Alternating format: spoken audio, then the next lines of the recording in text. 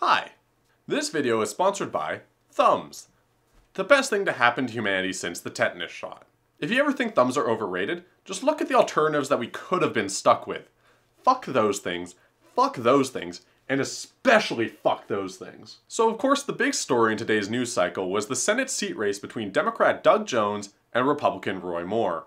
Doug Jones reminds me of that friendly uncle you once had, who for Christmas would give you something like a lightsaber, and would give you a pat on the back and say, "Good job, sport," or something along those lines. Roy Moore reminds me of that grumpy grandpa who keeps showing up to family things, and who for Christmas would give you sexual assault. That's because, as I'm sure you're aware, Roy Moore has been accused from at least 7 different women of sexually assaulting them when he was in his 30s, and when some of them were as young as 14 years old. So the whole world was watching this Senate race, because people were wondering, holy shit, would Alabama actually elect this guy? Now the good news is, it was called late last night that Democrat Doug Jones would become Alabama's next senator after winning with 1.5% of the vote. I never thought I would have to say this in my life, but congratulations America on not electing an accused pedophile. Roy Moore was even just like, "I didn't do it. I never even met the woman." What the fuck are you talking about? There's evidence you've met them, you nut. Whatever, hopefully Roy Moore just fades into history and isn't remembered. And yeah, I know, my southern accent is great. Now I want to take a moment to talk to any young people who might be watching this video. If you're ever walking down the street, and you see a man doing cocaine off his iPhone, just know it is not a good idea to try to steal that man's iPhone. And yes, I've learned this from experience. Have you ever gone into a porta potty to poop, and you pull your pants down, and you sit down, and you start, but you accidentally smell the air and think to yourself, I'm adding to this problem now? I have. Which is why it's important that you always carry a scented candle with you. Yes, I had this on me the entire time. That way you can light it up and get that smell relief you just desperately need. If you forget to blow it out and you go out there and lie about it, you could literally be a liar with your pants on fire. I've also learned that the secret to being funny on the internet is just make really bad puns and then zoom in on your face.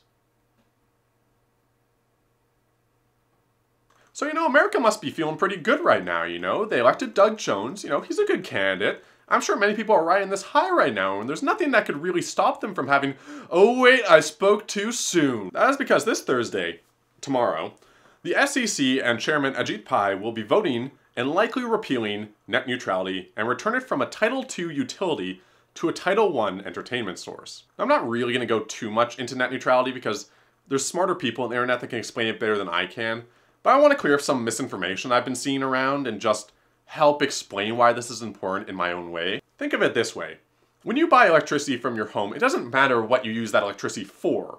The electricity price stays the same. Now let's say an electric company owns some light bulbs, and they could say to a consumer, "Hey, use our light bulbs. We're not going to charge you for electricity if you use these specific light bulbs." The consumer would probably say, "Okay, I'm going to use those light bulbs now." That gives those light bulbs an unfair advantage over the rest of the light bulbs. So of course all the other light bulbs are going to get hurt massively, or somehow convince the electricity company to get into that loophole. Because of this, many light bulb companies are going to suffer or have to be bought out. And then let's say a few years down the line, when there's not as much competition, that electric company says, "Hey, there's not much competition. Why don't we up the price of these light bulbs?" That would be a really shitty thing to do, wouldn't it? That is basically what the fight for net neutrality is all about.